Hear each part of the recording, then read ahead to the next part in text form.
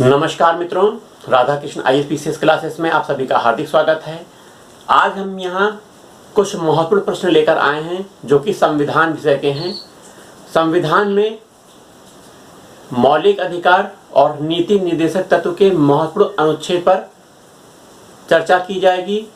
यह सभी प्रश्न PCS परीक्षा, समीक्षाधिकारी सहायक समीक्षाधिकारी परीक्षा, रेलवे, SSC परीक्षा, TT परीक्षा आदि परीक्षाओं के लिए बहुत महत्वपूर्ण है, क्योंकि अभी जमाना क्या चल रहा है, नेगेटिव मार्किंग का चल रहा है। इसीलिए प्रत्येक प्रश्न का उत्तर सीधा सब कैंडिडेट को पता होना चाहिए। अगर सीधा उत्तर नहीं पता होगा और 4 ऑप्शन में वह घूमता रहेगा तो उत्तर गलत कर देगा वह। इसीलिए जैसे प्रश्न पूछा गया वैसे उसका उत्तर उसको दिमाग में होना चाहिए। 4 ऑप्शन पढ़ने की आवश्यकता नहीं होनी चाहिए, तभी उस विद्यार्थी इस नेगेटिव मार्किंग, इस कड़ी प्रतियोगिता में जीत पाएगा। चलिए संविधान में मौलिक अधिकार से चर्चा करते हैं। मौलिक अधिकार में अनुच्छेद 14 किसकी बात करता है? अनुच्छेद 14 संविधान का अनुच्छेद 14 किसकी बात करता है? कोई बता सकता है? रिमाइंड करिए। अनुच्छेद 14 समता के अधिकार की बात करता है, विधियों के समक्ष समता और विधियों का समान संरक्षण। विधि के समक्ष समता की बात करता है, विधि के समक्ष समता और विधियों का समान संरक्षण।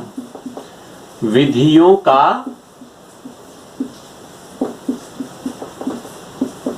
समान संरक्षण। विधि के समक्ष समता और विधियों का समान संरक्षण, यह अनुच्छेद 14 की बात है।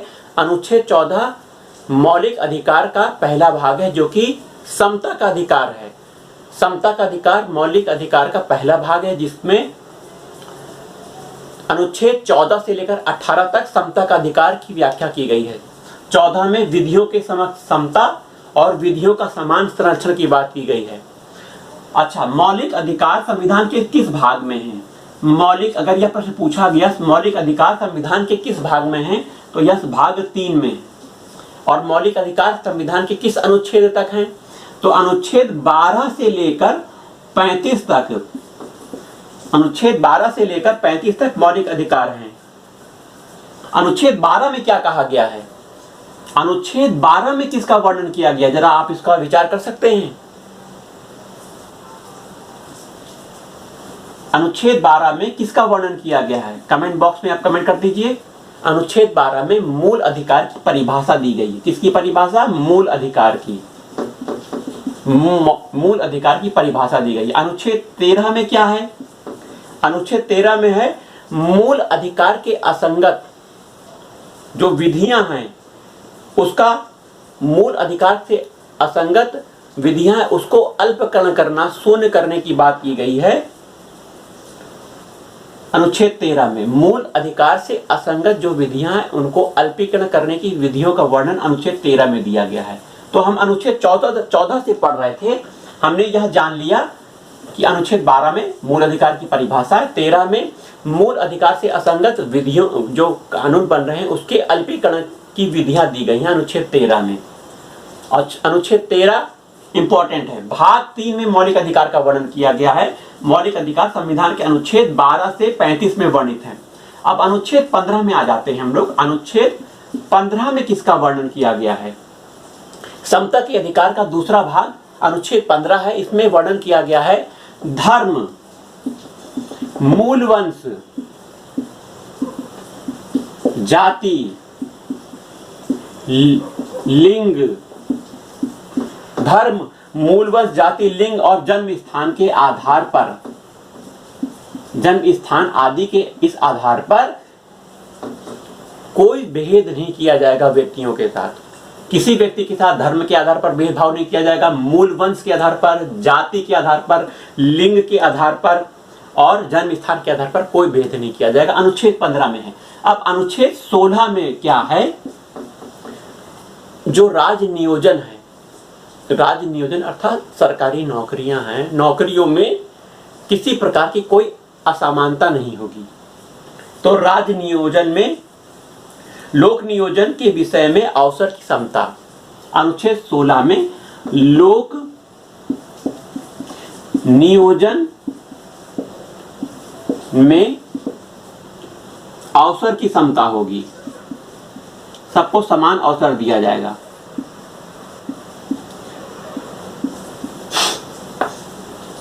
इसमें 5 आधार पर अवसर की समता दी गई है, जैसे धर्म, मूल वंश, जाति, लिंग, जन्म स्थान। लेकिन अनुच्छेद 16 में जो लोक नियोजन के संबंध में अवसर की समता की बात की गई है, उसमें 7 कारण दिए गए हैं। इसमें 5 कारण यही हैं, 7 कारण दिए गए हैं।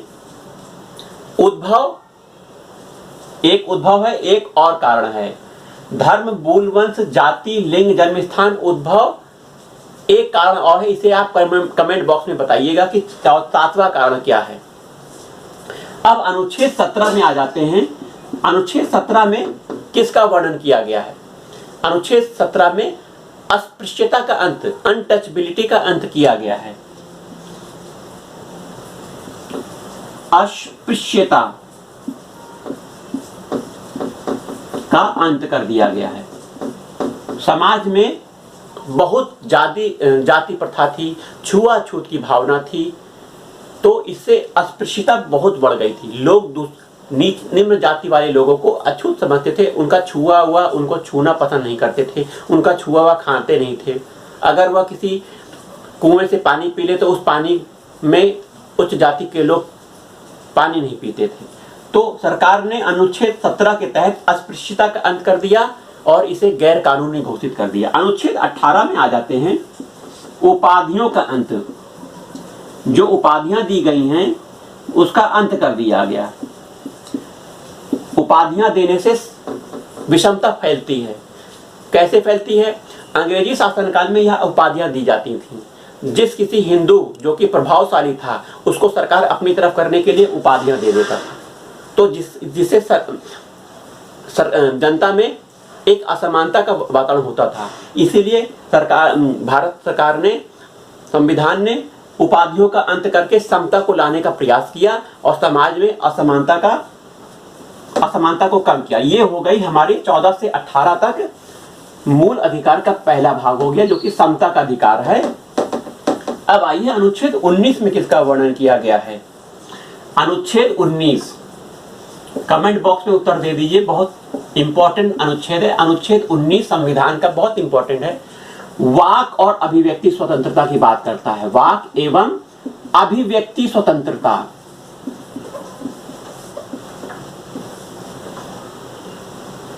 Freedom to speech and expression, यह है आपका अनुच्छेद 19। वाक स्वतंत्रता की बात करता है। वहीं सूचना का अधिकार अधिनियम 2005 में आया था। सूचना का अधिकार अधिनियम किस अनुच्छेद के अंतर्गत है यह पूछा जा सकता है, तो यह 19 में ही है। 19 में सूचना का अधिकार का वर्णन है। वर्णन अर्थात इसकी व्याख्या हम अनुच्छेद 19 में देख सकते हैं। 19 का में सूचना का अधिकार, सूचना के अधिकार के तहत कोई भी व्यक्ति सरकारी कार्यालयों से, सरकारी अधिकारियों से कोई भी सूचना प्राप्त कर सकता है, जो कि कार्यालय संबंधी हो, विधान संबंधी हो। इसके लिए किसी भी व्यक्ति को 10 रुपए अदा करने की आवश्यकता होती है, चाहे वह 10 रुपए नकद रूप में दे, चाहे वह उसका पोस्टल ऑर्डर दे, चाहे डिमांड ड्राफ्ट दे। सूचना 30 दिन के अंदर प्रेषित कर दी जाएगी। अगर बहुत आवश्यक सूचना हो तो 48 घंटे के अंदर देने का प्रावधान है। चलिए, ऐसी बात है। अनुच्छेद 20 में आ जाते हैं। अनुच्छेद 20 में क्या वर्णन किया गया है, इसका आप कमेंट बॉक्स में उत्तर दीजिए। अनुच्छेद 20 में किसका वर्णन किया है, लिख दीजिए जरा। अपराधों के संबंध में दोष सिद्ध के लिए बात की गई है। जो कोई अपराध किया गया है उसमें दोष सिद्ध हो रहा है कि नहीं हो रहा है, इस संबंध में अनुच्छेद 20 में बात की गई है। अनुच्छेद 20 क्या कहता है? अपराधों के लिए दोष सिद्धि के संबंध में संरक्षण। अपराधों के संबंध में किसी व्यक्ति को दोष सिद्ध करना है, वो व्यक्ति दोषी है या नहीं है, उस संबंध में अनुच्छेद 20 में वर्णन किया गया है। अब आइए इंपॉर्टेंट अनुच्छेद जो कि अनुच्छेद 21 है, बहुत ही इंपॉर्टेंट अनुच्छेद है। सबसे ज्यादा व्याख्या इसी अनुच्छेद की सुप्रीम कोर्ट ने की है। अनुच्छेद 21 क्या है? प्राण एवं दैहिक स्वतंत्रता की बात करता है। प्राण एवं दैहिक स्वतंत्रता, प्राण एवं दैहिक स्वतंत्रता अनुच्छेद 21 में इसका वर्णन किया गया है। वहीं किसी भी व्यक्ति को जब तक शिक्षा से वंचित रखा जाएगा, समझिए उसकी प्राण और दैहिक स्वतंत्रता का हनन हो रहा है। तो शिक्षा के अधिकार को सरकार ने मौलिक अधिकार के रूप में बदला, संविधान का संशोधन किया गया और इसी अनुच्छेद 21 में 21 का जोड़ा गया। अनुच्छेद 21 में 21 का जोड़कर शिक्षा का अधिकार, शिक्षा को मौलिक अधिकार का दर्जा दे दिया गया। शिक्षा को मौलिक अधिकार का दर्जा दे दिया गया। 6 से 14 वर्ष बच्चे को निःशुल्क अनिवार्य शिक्षा की बात की गई है। इस मौलिक अधिकार में राज्य का कर्तव्य होगा कि 6 से 14 वर्ष के बच्चों को निःशुल्क और अनिवार्य शिक्षा दी जाए। अब आइए अनुच्छेद 22 में आ जाते हैं। कमेंट बॉक्स में उत्तर दीजिए, अनुच्छेद 22 में किसका वर्णन किया गया है? कुछ दशाओं में गिरफ्तारी और निरोध से संरक्षण। अनुच्छेद 22 कुछ दशाओं में गिरफ्तारी और निरोध से संरक्षण। अगर गिरफ्तार कर लिया गया है तो उसे 24 घंटे के अंदर निकट के मजिस्ट्रेट के यहाँ प्रस्तुत करना है। यह भी इंपॉर्टेंट है। गिरफ्तार कर लिया किसी व्यक्ति को तो उसे उसके विधिक परामर्शी से बात करने का अधिकार है, वंचित नहीं किया जा सकता है। गिरफ्तार व्यक्ति को उसके गिरफ्तारी के कारण जानने का अधिकार है। तो गिरफ्तार कुछ दशाओं में गिरफ्तारी और एवं निरोध से संरक्षण, निरोध से संरक्षण, यह अनुच्छेद 22 है। अब इंपॉर्टेंट अनुच्छेद आ जाता है, अगला देख लेते हैं अनुच्छेद 23 और 24। 23 और 24 में किसका वर्णन किया गया है, हम जरा इसको देखेंगे। बताइए, कमेंट बॉक्स में उत्तर दे दीजिए। 23 में किसका वर्णन किया गया है और अनुच्छेद 24 में किसका वर्णन किया गया है? अनुच्छेद 23 में किसका वर्णन किया गया है? आपका उत्तर आ जाना चाहिए। अनुच्छेद 23 में किसका वर्णन किया गया है? अनुच्छेद 24 में किसका वर्णन किया गया है? मानव के दुर्व्यापार, जो मानव व्यापार है उस पर रोक की बात की गई है। मानव के दुर्व्यापार और बलात् श्रम, जबरदस्ती किसी को श्रम में नहीं लगाया जा सकता है। तो अनुच्छेद 23 में इसकी बात की गई है। मानव के दुर्व्यापार, मानव के दुर्व्यापार और बलात् श्रम पर रोक, बलात् श्रम पर रोक। आपने यही कमेंट बॉक्स में उत्तर दिया होगा। मानव के दुर्व्यापार और बलात् श्रम पर रोक अनुच्छेद 23 में इसका वर्णन है। अनुच्छेद 24 में किसका वर्णन है? बताइए। अनुच्छेद 24 में कारखानों में जो काम हो रहा है उसमें बालकों को, जो छोटे बालक हैं उनको काम करने पर रोक की बात की गई है। अर्थात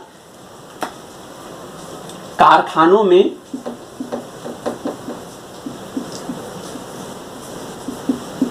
बालकों के बलात् श्रम का निषेध अनुच्छेद 24 में इसका बात की गई है। चलिए, अनुच्छेद 24 हो गया। अनुच्छेद 25 धर्म की स्वतंत्रता से संबंधित है। किसी भी व्यक्ति को अपने धर्म को मानने, आचरण करने, उसका प्रचार प्रसार करने की स्वतंत्रता होगी। तो धार्मिक स्वतंत्रता की बात करता है। अनुच्छेद 25 क्या कहता है? अंतःकरण और धर्म को अबाध रूप से मानने, उसका प्रचार प्रसार करने, उसे जीवन में उतारने, धर्म को उतारने, पूरी स्वतंत्रता होगी। धार्मिक स्वतंत्रता की बात करता है।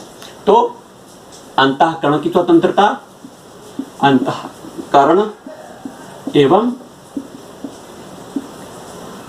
धर्म को अबाध रूप से मानने की स्वतंत्रता, अबाध रूप से मानने, आचरण करने और प्रचार करने की स्वतंत्रता। मानना, आचरण करना और प्रचार करना एवं प्रचार की स्वतंत्रता, यह अनुच्छेद 25 की बात है। अनुच्छेद 26 में क्या है? अनुच्छेद 26, यह अनुच्छेद 25 हमने बताया 25 अंतःकरण एवं धर्म को अबाध रूप से मानने, आचरण एवं प्रचार करने की स्वतंत्रता, अनुच्छेद 26 में आ जाते हैं। इंपॉर्टेंट अनुच्छेद है अनुच्छेद 26। क्या कहता है अनुच्छेद? जो धर्म है, धर्म धार्मिक कार्यों के प्रबंध में, धर्म को मानना इधर है 25 में, लेकिन धार्मिक कार्य जो हो रहे हैं उसके प्रबंध में भी स्वतंत्रता की बात की गई है। धार्मिक कार्यों के प्रबंध की स्वतंत्रता 25 हो गया। अनुच्छेद 26 धार्मिक कार्यों के प्रबंध की स्वतंत्रता, याद रखिएगा, धार्मिक कार्यों के प्रबंध की स्वतंत्रता किस अनुच्छेद में? अनुच्छेद 26 में इसका वर्णन है। अनुच्छेद 26 में धार्मिक कार्यों के प्रबंध की स्वतंत्रता की बात की गई है। अनुच्छेद 27 क्या कहता है? किसी विशेष धर्म की अभिवृद्धि के लिए जो कर लिए जा रहे हैं उसके बारे में बात की गई है। किसी विशिष्ट धर्म की अभिवृद्धि के लिए करों के संदाय के बारे में स्वतंत्रता। किसी सरकार किसी भी धार्मिक कर को नहीं लगाती है, धार्मिक कर नहीं लिए जाते हैं। सरकार एक, हमारा भारत सरकार जो है धर्मनिरपेक्ष देश है, धर्मनिरपेक्ष सरकार है भारत में। भारत का कोई अपना धर्म नहीं है, भारत का कोई अपना धर्म नहीं। इसका मतलब यह नहीं है कि सभी धर्म, भारत में कोई भी धर्म नहीं माना जाता। इसका धर्म यह है, इसका मतलब यह है कि भारत का अपना कोई धर्म नहीं होगा, लेकिन वह सभी धर्म को बराबर मानेगा, स्वीकार करेगा, उसका प्रबंध करेगा।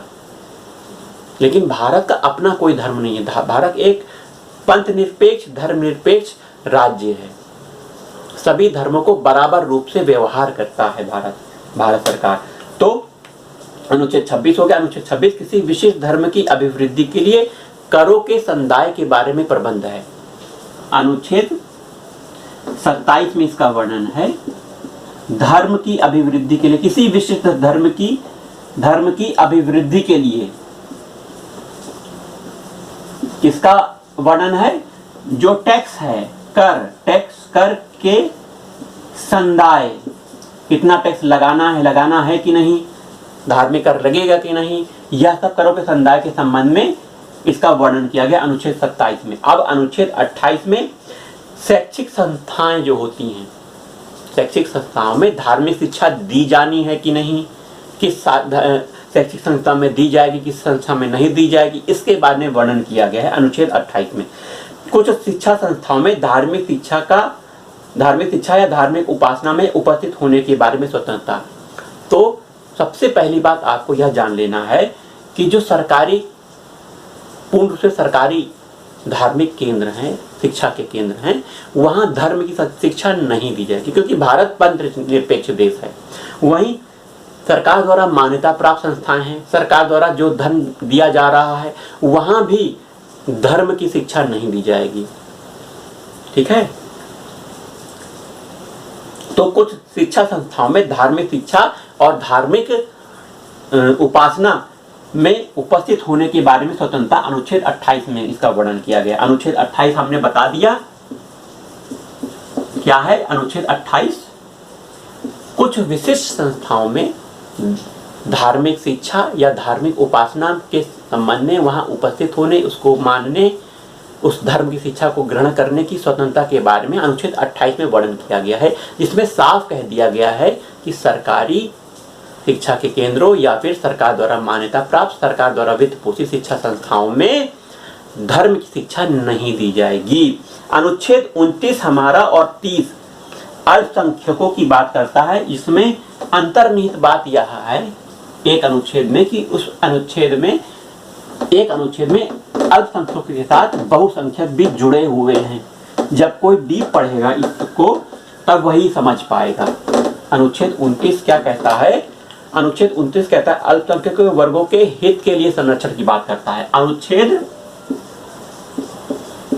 29 अल्पसंख्यक के बारे में, जो अल्पसंख्यक हैं, माइनॉरिटी हैं, उनके हितों के संरक्षण के बारे में अनुच्छेद 29 बात करता है।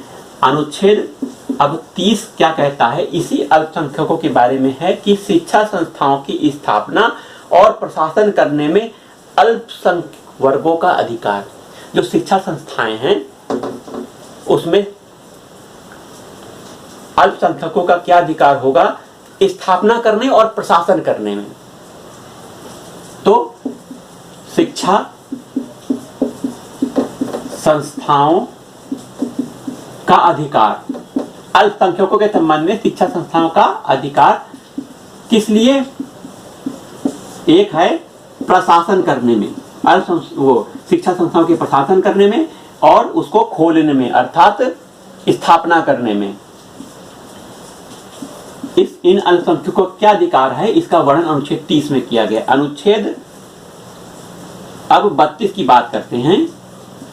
अनुच्छेद 32 क्या है, संवैधानिक उपचारों का अधिकार है। अनुच्छेद 32 संवैधानिक उपचारों का अधिकार है, अर्थात किसी भी व्यक्ति के संवैधानिक मौलिक अधिकार का यदि सरकार प्रशासन हनन करती है, सरकार या प्रशासन हनन करती है, तो वह अपने मौलिक अधिकारों का कैसे संरक्षण करेगा, यही संवैधानिक उपचारों का अधिकार अनुच्छेद 32 में वर्णन किया गया है।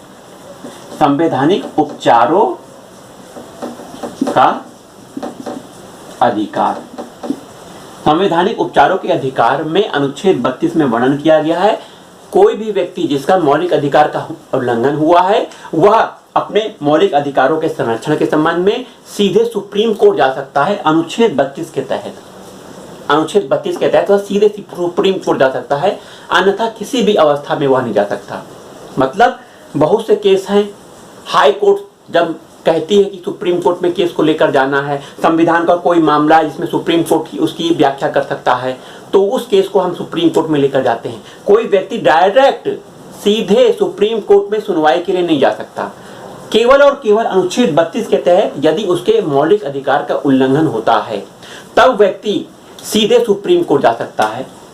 दूसरा केस, यदि आप सुप्रीम कोर्ट दूर है, आपका हाई कोर्ट बगल में है, तो मौलिक अधिकार आपका उल्लंघन हुआ है, तो अनुच्छेद 226 के तहत व्यक्ति हाई कोर्ट जा सकता है। अनुच्छेद 226 के तहत मौलिक अधिकार के तहत व्यक्ति हाई कोर्ट तो जाता है।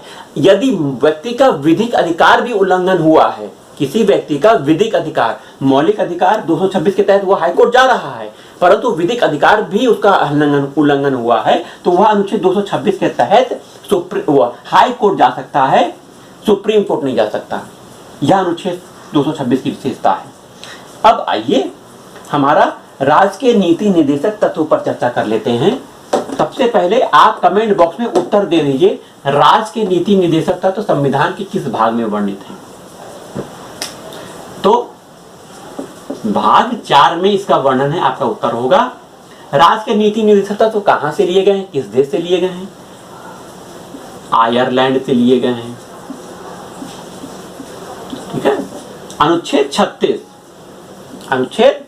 36 से अनुच्छेद 51 तक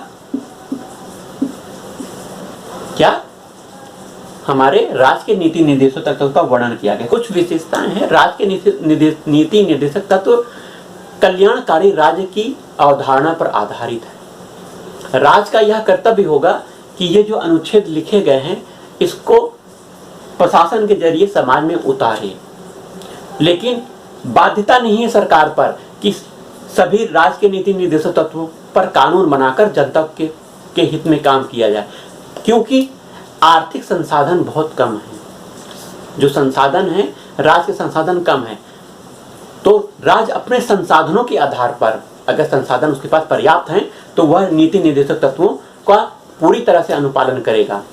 संसाधन कम होने की वजह से अपनी योग्यता के अनुसार, अपनी क्षमता के अनुसार राज्य पर यह दायित्व दे दिया गया है कि वह नीति निर्देशक तत्वों को पालन करेगा। कोई भी आप कानून देखिए, उसमें राज्य के नीति निर्देशक तत्वों की एक झलक जरूर रहती है।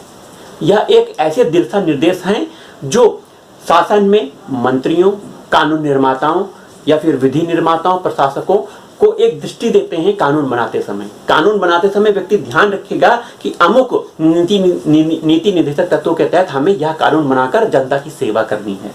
तो राज्य के नीति निर्देशक तत्व सबसे पहले विधि योग्य नहीं है। विधि योग्य नहीं है। अर्थात अगर राज्य के निर्देशित नीति निर्देशक तत्व सरकार द्वारा लागू नहीं किए जाते हैं तो व्यक्ति मौलिक अधिकार के जैसे सुप्रीम कोर्ट या हाई कोर्ट नहीं जा सकता है।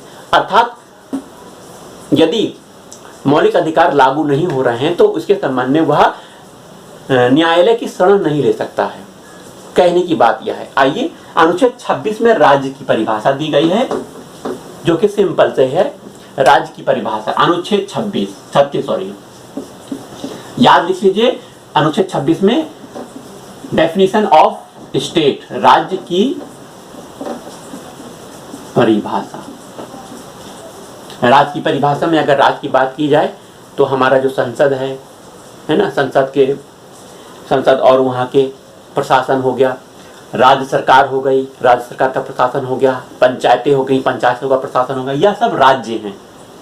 यहाँ केंद्र से लेकर नीचे स्तर तक जितनी भी संस्थाएं हैं सब राज्य के अंतर्गत आती हैं, इसीलिए राज्य की परिभाषा में इसका वर्णन किया गया है। अनुच्छेद 37 में आते हैं। अनुच्छेद 37 में किसका वर्णन किया गया है? इस भाग में अंतर्निष्ठ तत्वों को लागू करने की बात की गई है। अर्थात राज्य अपने आर्थिक संसाधनों के आधार पर इन राज्य की नीति निर्देशित तत्वों को लागू करेगा या फिर कुछ छोड़ देगा। क्योंकि अभी 44वां अनुच्छेद कहता है समान नागरिक संहिता की बात करता है, लेकिन अभी तक यह लागू नहीं हुआ। कुछ कमियां हैं, कुछ बाधाएं हैं, इसीलिए यह लागू नहीं हुआ है। चलिए अब अनुच्छेद 38 में क्या वर्णन किया गया है जरा कमेंट बॉक्स में उत्तर दीजिए। संविधान का अनुच्छेद 38 क्या कहता है? अनुच्छेद 38 कहता है कि राज्य का यह कर्तव्य होगा। क्या कर्तव्य होगा? कि वह लोक कल्याण की अभिवृद्धि के लिए कार्य करेगा। लोक कल्याण की अभिवृद्धि के लिए कार्य करने का कार्य क्या है? किसका है? राज्य का है। यह राज्य का कर्तव्य है। तो अनुच्छेद 38 में लोक कल्याण की अभिवृद्धि के बारे में बात की गई है जो कि राज्य का कर्तव्य है। यह कर्तव्य राज्य अपने आर्थिक संसाधनों आदि संसाधनों के आधार पर लोक कल्याण की अभिवृद्धि के लिए कार्य करेगा। लोक कल्याण की अभिवृद्धि के लिए बहुत से कार्य करते हैं, जैसे सरकार गैस सिलेंडर दे रही है, गरीबों को आवास दे रही है, गरीबों को पेयजल की व्यवस्था कर रही है, गरीबों के लिए बिजली की व्यवस्था कर रही है। यह सब लोक कल्याण की अभिवृद्धि है। लोक कल्याण अभिवृद्धि के लिए कार्य करना।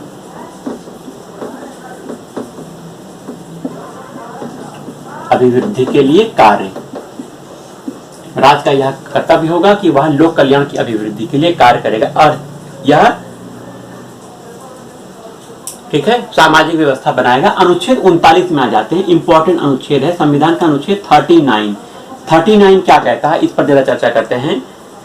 पुरुष और स्त्री के लिए समान कार्य के लिए समान वेतन की बात करता है। अनुच्छेद 39 समान कार्य के लिए समान वेतन।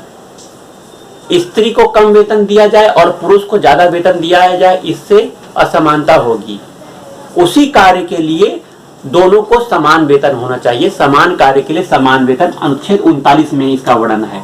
अगर प्रश्न पूछा गया समान कार्य के लिए समान वेतन किसके लिए है, किस अनुच्छेद में है? अनुच्छेद 39 में है। वहीं अनुच्छेद 39 में स्त्री और पुरुष को जीविका उपार्जन करने के लिए राज्य व्यवस्था करेगा। कैसे जीविका उपार्जन करने के लिए? यह राज्य का कर्तव्य होगा कि इनको जीविका उपार्जन करने के लिए सहायता दी जाए। क्या सहायता दी जाए? पुरुष और स्त्री सभी नागरिकों को समान रूप से जीविका के पर्याप्त साधन उपलब्ध कराने की जिम्मेदारी राज्य की है। पुरुष स्त्री दोनों की बात है, जीविका उपार्जन की बात है इसमें अनुच्छेद 39 में। अनुच्छेद 39 में एक संविधान संशोधन और हुआ था और अनुच्छेद 39 का जोड़ा गया। इसमें क्या कहा गया है कि जो गरीब लोग हैं अगर वह न्यायालय की समय में लेंगे तो उनके पास धन की कमी है तो वह न्याय नहीं प्राप्त कर पाएंगे। तो न्याय प्राप्त करने के लिए सरकार ने उनको फ्री लीगल एड की बात की गई है, अर्थात निःशुल्क विधिक सहायता। अनुच्छेद 39 का में संशोधन करके अनुच्छेद 39 का संशोधन करके निःशुल्क विधिक सहायता और समान न्याय की बात की गई है। कौन सा? समान न्याय और फ्री लीगल एड, निशुल्क विधिक सहायता किस अनुच्छेद में है? अनुच्छेद 39A निशुल्क विधिक सहायता। इसको आपको टिप पे याद करना है। अब आइए अनुच्छेद 40 की बात करते हैं। अनुच्छेद 40 हमारे महात्मा गांधी जी का है। गांधी जी गांवों के विकास की बात करते हैं। गांधी जी कहते हैं कि गांव का संपूर्ण विकास, सर्वांगीण विकास किया जाना आवश्यक है। गांव के विकास करके ही देश का विकास हो सकता है। तो गांव के विकास के लिए गांव के लोगों को क्या करना है? शक्तिशाली बनाना है, उन्हें अधिकार देना है। इस संबंध में अनुच्छेद 40 को संविधान में रख दिया गया और राज्य का यह कर्तव्य कर दिया गया कि राज्य का यह कर्तव्य होगा कि वह पंचायतों की स्थापना करे। किसकी स्थापना करे? पंचायतों की स्थापना करने के लिए किसका कार्य है? यह राज्य का कार्य है। पंचायतों की स्थापना की भी गई। 1959 में राजस्थान के नागौर में सबसे पहले पंचायती राज व्यवस्था की स्थापना, सबसे पहले पंचायतों का गठन किया गया। उससे पहले 1952 में भी कुछ कार्य किए गए, जैसे सामुदायिक विकास कार्यक्रम या फिर राष्ट्रीय विस्तार सेवाएं, इस तरह के कार्यक्रम हुए। लेकिन संवैधानिक दर्जा न देने के कारण यह पंचायतें सफल नहीं हो पाई। 1959 में राजस्थान के नागौर से तो इसकी शुरुआत हो गई थी, लेकिन इसमें बहुत सारी कमियां थी। क्या कमियां थी? जैसे भ्रष्टाचार था। इन पदों पर, जो पंचायतों के पदों पर आम लोगों को होना चाहिए था, इसमें अध्यक्ष के पद पर जिलाधिकारी को नियुक्त कर दिया गया। वहीं जो ऊपरी लेवल के राजनीतिक व्यक्ति थे, राजनेता थे, वो अपने अधिकारों को नीचे लेवल पर नहीं देना चाहते थे नीति निर्माण के संबंध में। वहीं धन की कमी इन पंचायतों को सफल होने से रोकती थी। तो जब बलवंत राय मेहता जी की समिति आई, उन्होंने त्रिस्तरीय पंचायतों की बात की। वहीं संवैधानिक दर्जा देने के लिए भी प्रावधान किया गया। 1993 ईस्वी में 73वां संविधान संशोधन हुआ था। 73वां संविधान संशोधन हुआ था। इस संविधान संशोधन के माध्यम से पंचायतों को संवैधानिक अधिकार दे दिया गया और राज्य को यह बाध्यकारी कर दिया गया कि राज्य पंचायतों का गठन करेगी। इसकी अभिवृद्धि के लिए बहुत से प्रावधान संविधान में वर्णित कर दिए गए। यह अनुच्छेद 40 है। अब अनुच्छेद 41 पर आते हैं। अनुच्छेद 39 में तो कहा गया था कि स्त्री पुरुष को जीविका उपार्जन करने के लिए क्या है?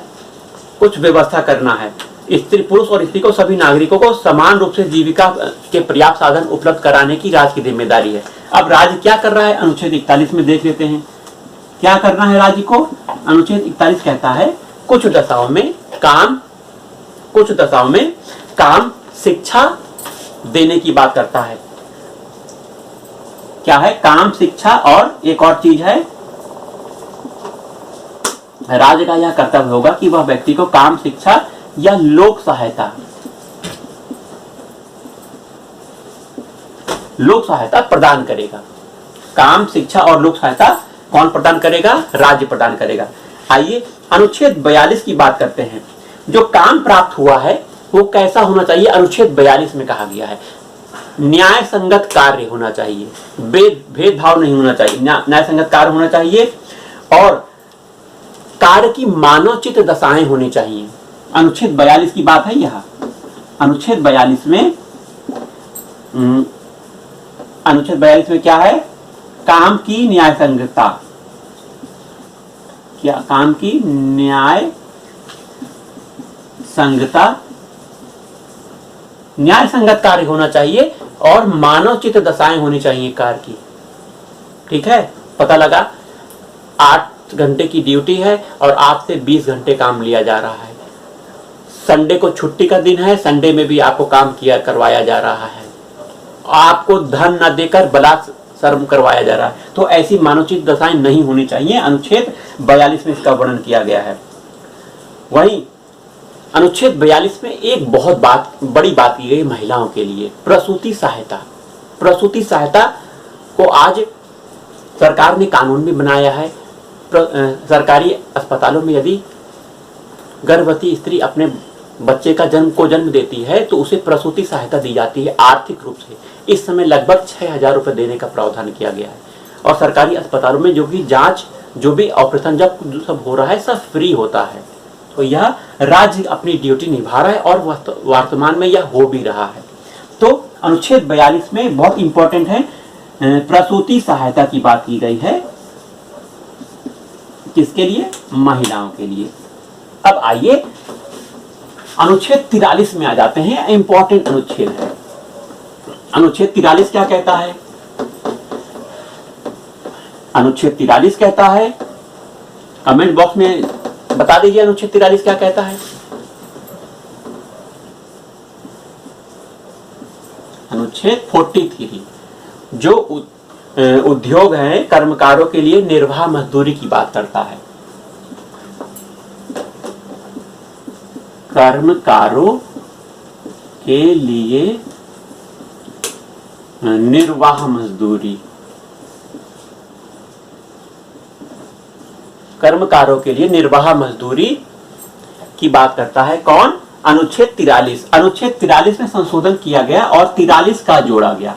अनुच्छेद 43 का जोड़ा गया संशोधन करने के बाद, जिसमें यह कहा गया उद्योगों के प्रबंध में कर्मकारों को सहयोग में लेना, अर्थात कर्मकारों के लिए उद्योगों के प्रबंध में कर्मकारों का भाग लेना।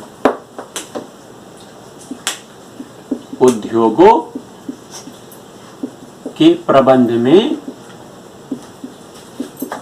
कर्मकारों को भाग लेना।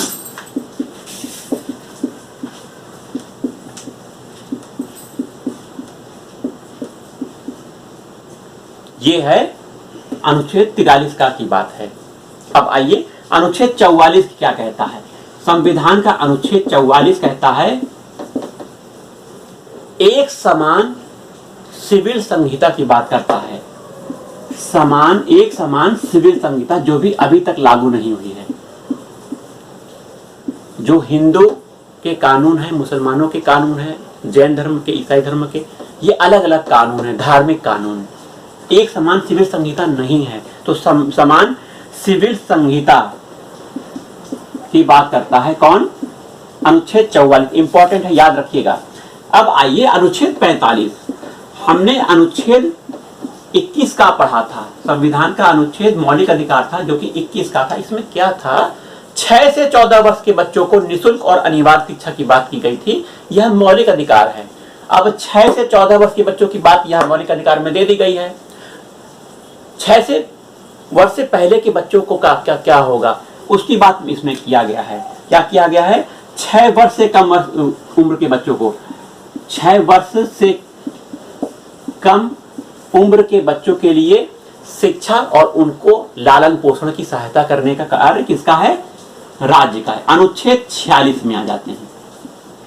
अनुच्छेद 46 हमारा अनुसूचित जाति, अनुसूचित जनजाति और दुर्बल वर्ग की शिक्षा और उनके अर्थ संबंध के बारे में बात करता है।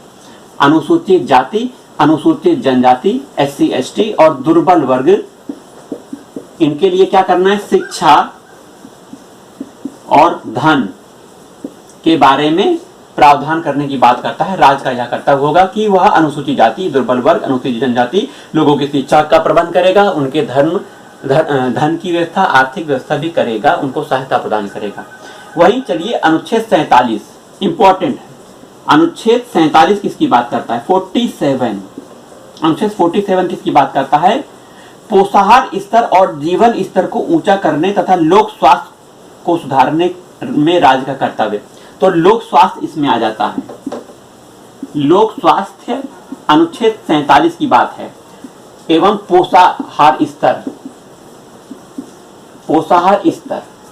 पोषाहार स्तर और जीवन स्तर को ऊंचा करना और लोक स्वास्थ्य का ध्यान रखना, यह राज्य का कर्तव्य होगा। यह अनुच्छेद 47 में इसका वर्णन किया गया है। अनुच्छेद 48 इंपॉर्टेंट है। अनुच्छेद 48 इंपॉर्टेंट है। क्या क्या इंपॉर्टेंट, जरा इस पर ध्यान देते हैं।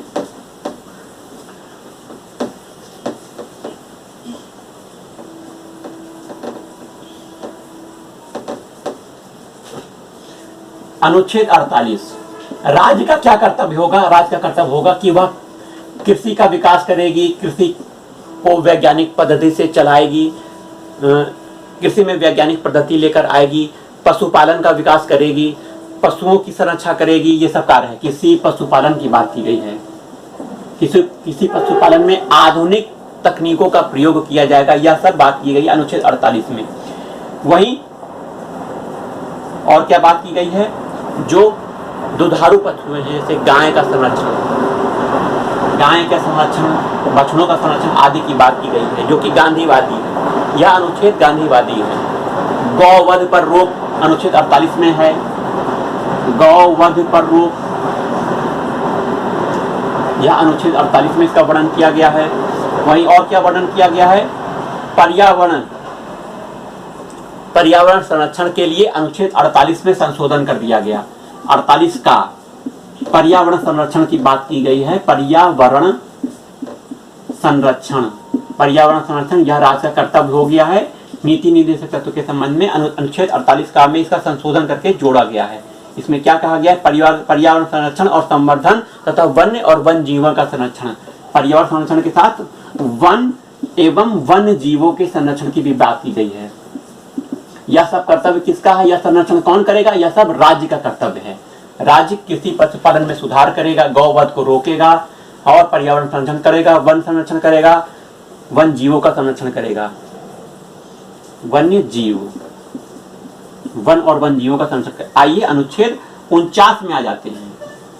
संविधान का अनुच्छेद 49 क्या कहता है, संविधान का अनुच्छेद राष्ट्रीय महत्व के जो स्मारक हैं, स्थल हैं, उनका संरक्षण करने की बात की गई है। राष्ट्रीय महत्व का स्मारक जो हैं,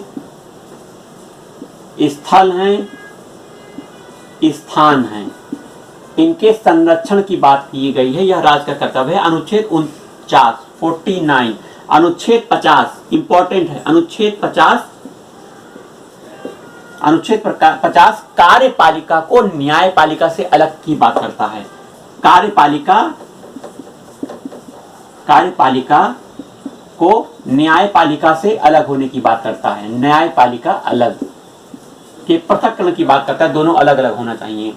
कार्यपालिका, न्यायपालिका, अनुच्छेद 50। अंतिम अनुच्छेद 51, इसमें अंतर्राष्ट्रीय शांति और सुरक्षा,